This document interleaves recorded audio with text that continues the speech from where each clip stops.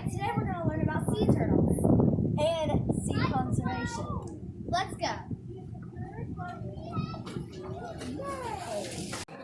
Hi, I'm Alexa. And I'm Gracie. And today we are at the Navarre Sea Turtle Conservation Center. Hi, today we're here with Alex Fox. She is a marine biologist. So Alex, tell us about what you do. So my job here at this center is to really make sure that all our animals are really well taken care of, and most importantly that they're really happy and healthy.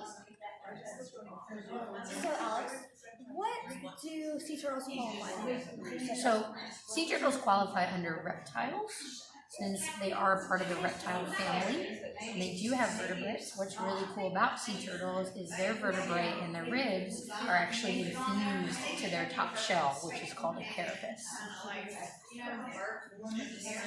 So how are their spines built? Are they like ours or are they different? Kind of like ours, like I said, theirs is fused to that shell. So if anything happens to that shell, that can hurt their vertebrae and their ribs really badly. And that's why a lot of times when sea turtles do get shell damage, like really bad shell damage, a lot of times they don't survive because of that. So what happened to Sweetie? So Sweetie is our resident sea turtle here at our center. She's around 7 years old right now.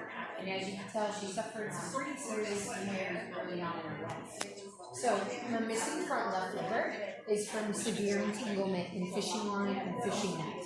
That was really embedded in that front left flipper, so much so that they actually weren't able to recover her flipper.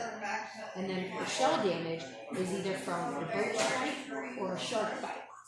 And so because of that, she can't use that back left flipper that well anymore. So because of those reasons, she is a permanent resident with us here. So we take care of her here and make sure she's really happy and healthy and gets everything that she needs on a day-to-day basis. And most importantly, we use her story to educate people that come through here on the importance of our behavior and how it affects marine life. So leaving trash on the beach and making sure other people make sure they throw away their trash correctly. That way it doesn't go in the ocean and basically come in contact with these animals. So a lot of animals can get entangled in trash, or even with sea turtles, they'll end up eating a lot of the trash too. So that makes them very, very sick. That's why we have a lot of times people use her stories so people understand that. So what do you think? So one of Sweetie's worst injuries, like I said, she was really entangled in that fishing line and fishing net. So sea turtles don't have cool hands like we do, right? They have flippers. So they can't unentangle themselves. So what they'll do is they'll actually try to bite through the plastic of the fishing line to unentangle themselves. So by doing that, Sweetie swallowed a lot of fishing line as well as a couple of hooks. And that made her stomach very, very upset. And so it actually led to permanent damage. So because of that, we feed her a gelatin-based diet. So it's just like gelatin that we have, but it's unflavored. So it's not like strawberry or watermelon. Hers is actually fish flavored. And so we feed her that because gelatin is very easy to be digested, and it doesn't take a lot of effort to digest it and process it. I promise you won't miss it. So this is Mice's shrimp. See, it's really tiny shrimp. See? Where? I can't even see it. And they eat a lot of it. All those little black dots are eyes, basically. What? That's cool. That's a lot of shrimp. A lot of shrimp, right?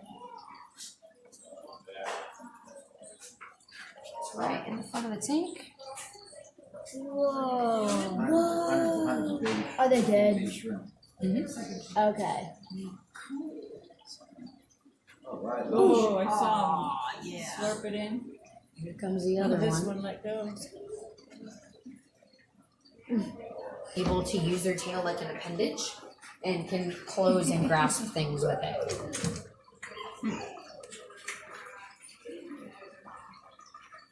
And then do you guys know what's the most unique thing about seahorses?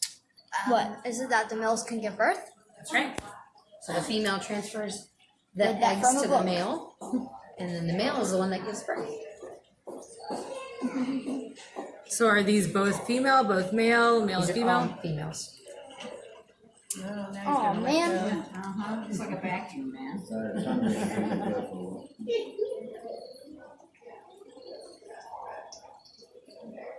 And what's really cool is seahorses are actually fish.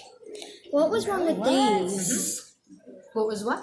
What was wrong with these two seahorses? So there's nothing wrong with these seahorses. We actually don't pull any of our animals, specifically seahorses or fish, from the wild. And the reason why is because we don't want to take them from their environment if there's nothing wrong with them, right? So seahorses, we actually have through a breeder. And so we use them essentially as educational purposes. And that's why we have them. So Alex, what does a marine biologist do? So by being a marine biologist, we actually have a lot of jobs depending on the type of field that you're in. So you can be a marine biologist in a research field, in an educational field. There's lots of different fields you can be involved in. So with my field here, it's not just taking care of the animals, it's helping people learn about them and educating them on them, as well as a lot of times how people can help these animals as well. So how do you become a marine biologist? So the first thing is you have to be really, really passionate about animals or research or helping people understand these animals. So first, always most important is always be really passionate about something you want to get involved in a career. And then secondly is going to school, making really good grades, and also kind of opening yourself up to different chances of interacting with animals, even though it might not be your number one pick. I've had to work with a lot of animals that, even though sea turtles are my favorite, I've had to work with other animals too. But overall, that helps me learn a lot in my field. What classes do you take? So for me to graduate with my degree in marine biology, I had to take a lot of classes, anywhere from calculus to statistics to microbiology to genetics to some of the more fun classes like coral reefs, vertebrate studies, invertebrate studies, zoology, genealogy, lots of cool stuff. Well, who's your favorite vertebrate? Definitely sea turtles. What is your favorite invertebrate? Jellyfish. Why jellyfish? So jellyfish, one, have been around millions and millions of years, but also what's really cool is they're almost kind of like aliens on the planet. So they don't have any brains or eyes, but also their favorite snack of sea turtles. Sea turtles love eating jellyfish, so it actually helps control the population of them too. So do jellyfish die? They can die, yes. I hope you had as much fun as we did. Save the turtles!